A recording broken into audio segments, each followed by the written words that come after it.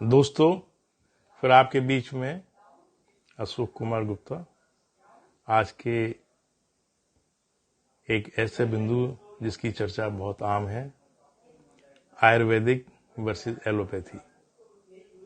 दोनों पद्धतियों को लेकर दोनों के महारथी अपनी अपनी तरफ से तर्क और पक्ष प्रस्तुत कर रहे हैं।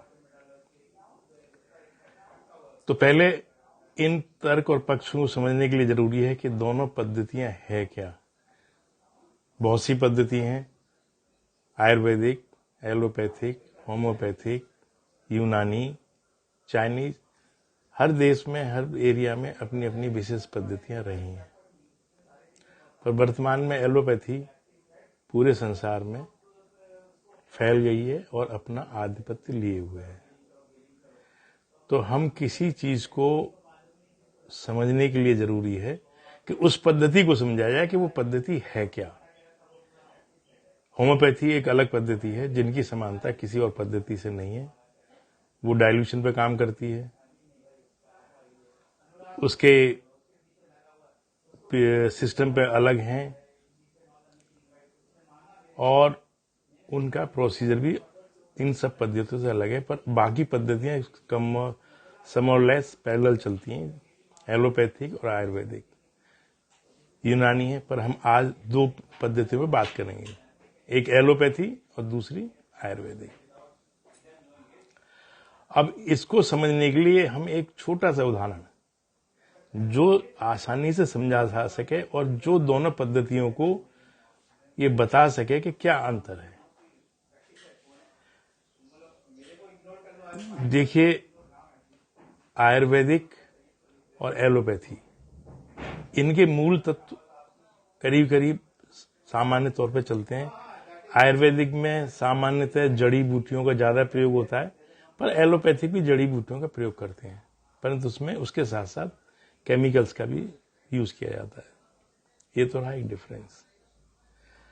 पर how it can be differentiate, अगर आप समझें कि आयुर्वेदिक में और एलोपैथिक में हम लोग चटनी खाते हैं।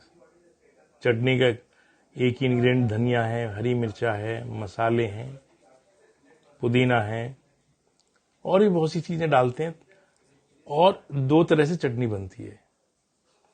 आज के प्रचलन में मिक्सी का प्रयोग बहुत होता है और मिक्सी से ही सामान्यतः चटनी बनाई जाती है। दूसरी पुरानी पद्धति थी जिसमें सिलबट्टा, पत्थर पर पीसते थे खड़े मसाले लेके और वो बनती है। दोनों चटनियां काम आती हैं, खाते हैं, परंतु ये सभी जानते हैं जिन्होंने सिलबट्टे की चटनी खाई है उसका स्वाद, उसकी तासीर अब भी लोग नहीं भूलते हैं। जिन्होंने खाई है वो भूलते नहीं, और उन्होंने मिला तो वो बताते भी हैं कि उसका जो प्रभाव है, जो स्वाद है और जो उससे जो मिलता है वो अलग है, बहुत अच्छा है, बनस्पत मिक्स ही है। पर क्या अंतर है? जब दोनों में एक ही चीज पड़ा है, एक ही धनिया, एक ही मसाले, हरी मिर्चा, नमक सब वही पड़े हैं, तो अंतर क्यों? तो इसे समझने के लिए आप ये देखिए कि एक उदाहरण और जरूरी है। वो उदाहरण है कि आज के टाइम में हम लोग हेल्थ कॉन्शियस हैं। इसमें बताया जाता है सुबह टहलना, कोई सुबह टहलने की वकालत करता है, कोई एक्सरसाइज की वकालत करता है, कोई ये कहता है कि हमें एरोबिक करना चाहिए। तमाम क्रियाएं हैं, सब अपने अपने दावे कहते हैं। कोई प्राणायाम है, कोई भ्रमरी है, कोई सब सिद्धांत काम करते हैं और इनको लेके बहुत बहस भी होती है कि ये सिद्ध अच्छा है, ये योगा आसन अच्छा है, या ये आपके एरोबिक क्रियाएं अच्छी हैं, ये डांस अच्छा है, तो सभी चीजें हैं। पर आपको पता है ये सब क्रियाएं नंबर 2 पर हैं। चाहे नंबर 2 के लिए लड़ सकते हैं, नंबर 1 के लिए कोई नहीं लड़ सकता। नंबर 1 पे एक क्रिया थी और है और रहेगी, वो बड़ी पता है, वो है स्विमिंग, तैरना। ऐसे बहुत सी क्रिया मैंने कई लोगों से पूछा भाई स्विमिंग के लिए, मैंने बाद में कहा, पहले लोगों ने कुछ और बताया। जब मैंने स्विमिंग कहा तो वो बोले हाँ, उन्होंने कहा इसमें जो है सारे हाथ पैर चलते हैं स्विमिंग में। मैंने ऐसी बहुत सी क्रिया, ट्रेडमिल पर चले जाएगी सारे हाथ पैर चलते हैं, फिर क्या अंतर है? दोनों में एक ही अंतर है। ट्रेड मिल पर आप जो क्रिया कर रहे हैं या एरोबिक कर रहे हैं या कुछ भी कर रहे हैं, आपके बॉडी का टेम्परेचर बढ़ता है, टेम्परेचर बढ़ता है, पसीना आता है, गर्म होता है। पर स्विमिंग में क्या है, स्विमिंग में भी वही क्रियाएं हो रही हैं, हाथ पैर चल रहे हैं और क्रियाओं में हाथ पैर चल रहे हैं, ट्रेडमिल पे चल रहा है। पर स्विमिंग में क्या है कि वो अंडर वाटर है, पानी में आपकी जो हीट बन रही है बॉडी में हाथ पैर चलाने से, वो साथ ही साथ डेसिपेट हो रही है, टेम्परेचर कंट्रोल है। इसीलिए उसकी क्रिया अलग है, उसके परिणाम अलग है। जैसे मैंने चटनी का उदाहरण दिया, चटनी में सब चीजें इंग्रेडिएंट वही हैं, धनिया, मिर्चा, मसाले, पुदीना सब वही हैं, परंतु स्वाद, टेस्ट, फ्लेवर और उसका प्रभाव अलग है। ऐसा क्यों? आप किसी कंपनी के मालिक हो सकते हैं, उस कंपनी के एग्जीक्यूटिव हो सकते हैं, कंपनी में किसी कंपनी उसी, अगर आप एग्जीक्यूटिव या मैनेजर हो सकते हैं, वर्कर हो सकते हैं, आप मिस्टर जो भी हैं एक्स ही रहेंगे, परंतु आपका व्यवहार बदल जाएगा, आपके परिणाम बदल जाएंगे। जैसे आप मालिक बनेंगे आपके परिणाम अलग होंगे, एग्जीक्यूटिव बनेंगे मालिक परिणाम अलग होंगे। इसी तरह से जब हम चटनी बनाते हैं तो उसके जो इंग्रेडिएंट्स हैं जब वो जुड़ते हैं आपस में तो वो अलग लगाते हैं। अब एलोपैथी और आयुर्वेदिक, हमारे ताऊ जी आयुर्वेदिक डॉक्टर थे। बचपन में जब 40 साल 50 साल पहले जब एलोपैथिक पैर जमा रही थी, आयुर्वेदिक भी चल रही थी और एलोपैथिक पैर जमा रही थी और धीरे धीरे उसके प्रभाव बढ़ने लगा, तो हम भी उन्हीं ग्रुप में शामिल हुए जो हंसी उड़ाते थे आयुर्वेदिक डॉक्टरों की। अरे क्या है, हमारे ताऊ जी कहते थे कि इसको खरल मुसल में 108 बार रगड़ना है।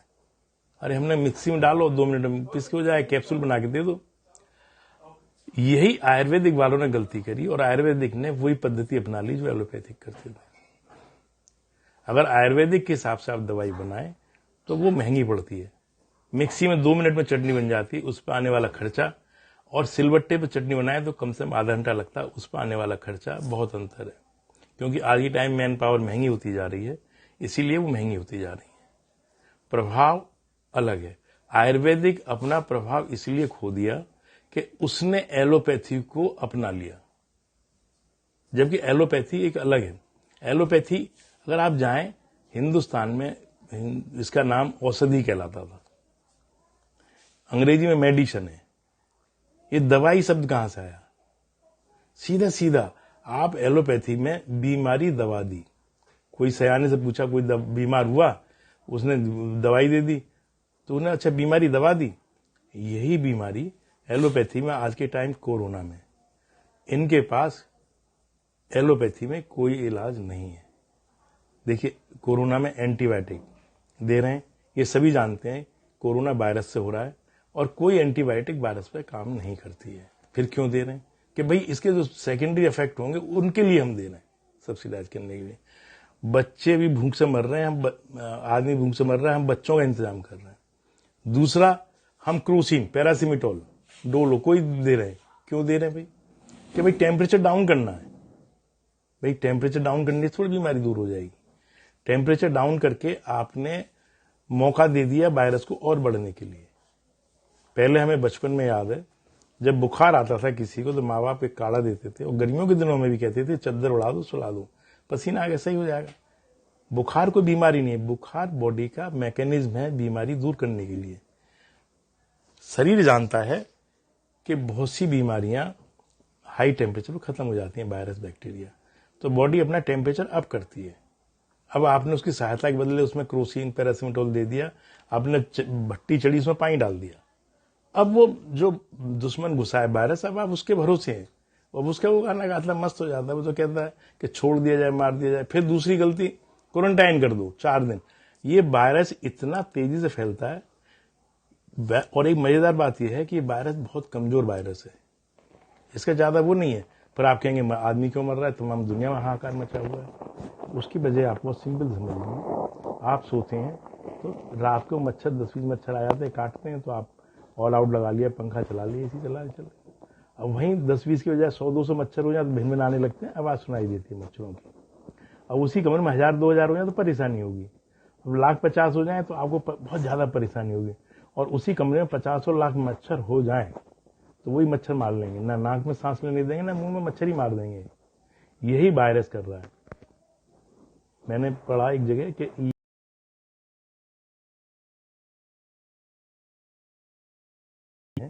तब आपको सिम्टम देगा, फीवर देगा, पेन देगा, या कुछ भी सिम्टम आना शुरू हो जाते हैं।